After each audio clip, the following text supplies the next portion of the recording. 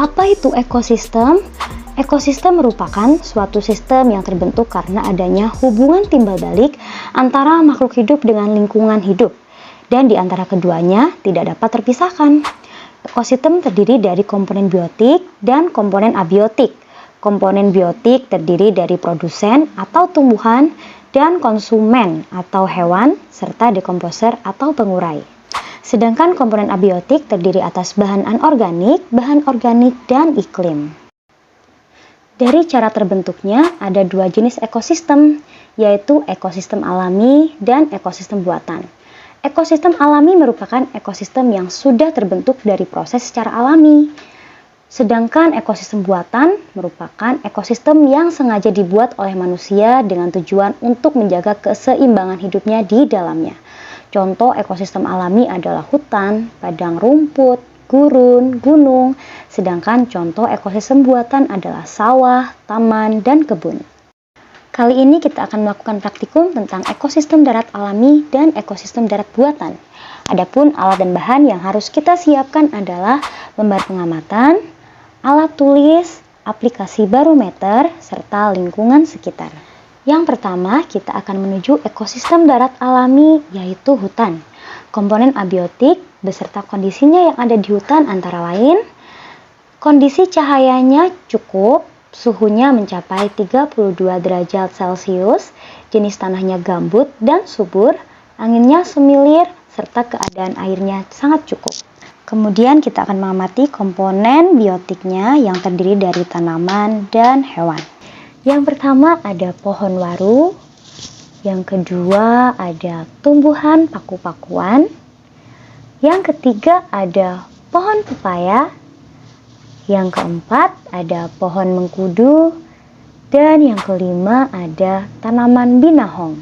Kelima tanaman tersebut saling berinteraksi dengan komponen abiotik di lingkungannya, di mana tanaman membutuhkan cahaya matahari, air, dan juga tanah untuk membantu proses pertumbuhan dan perkembangannya. Selain itu, dalam beberapa tanaman juga membutuhkan hewan yang dapat membantu proses penyerbukan. Selanjutnya kita akan mengamati beberapa hewan.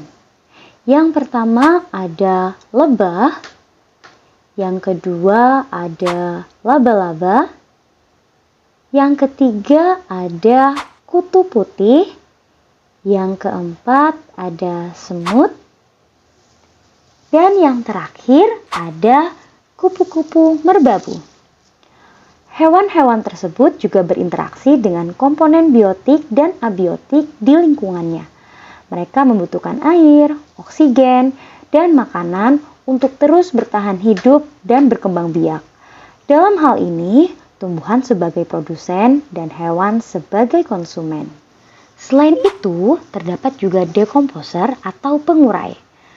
Mereka adalah makhluk hidup atau organisme yang memperoleh energi dengan cara menguraikan sisa-sisa makhluk hidup lain yang sudah mati. Nah, di dalam ekosistem hutan ini, pengurai yang ditemui yaitu jamur, bakteri, dan berbagai jenis cacing. Selanjutnya kita menuju ekosistem darat buatan yaitu sawah.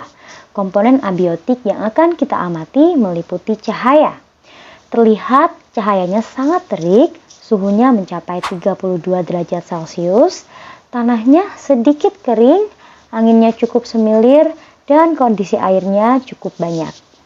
Adapun komponen biotik yang kita temukan pada ekosistem sawah, yang pertama ada padi, yang kedua ada rumput, yang ketiga ada pohon jagung, yang keempat terdapat tumbuhan putri malu, dan yang kelima ada pohon tebu.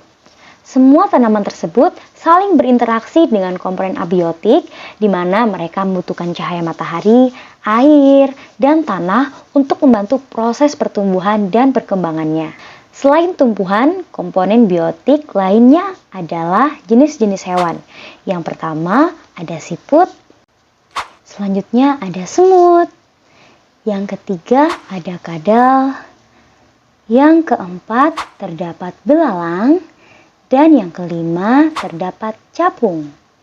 Hewan-hewan tersebut juga saling berinteraksi dengan komponen biotik dan abiotik lainnya. Mereka membutuhkan air, oksigen, dan makanan untuk terus bertahan hidup. Adapun dekomposer atau pengurai yang ditemukan di ekosistem sawah adalah jamur dan cacing. Berikut adalah tabel hasil pengamatan komponen abiotik dan biotik ekosistem darat alami dan ekosistem darat buatan. Kesimpulan pengamatan hari ini adalah dari hasil pengamatan pada lingkungan sekitar, yaitu hutan dan sawah, menunjukkan bahwa di alam ini terdapat hubungan timbal balik antar unsur atau komponen biotik dan abiotik yang membentuk sistem ekologi atau yang disebut dengan ekosistem. Interaksi tersebut mendukung keseimbangan alam yang menguntungkan bagi makhluk hidup termasuk manusia. Sampai di sini dulu praktikum hari ini. Sekian dan terima kasih.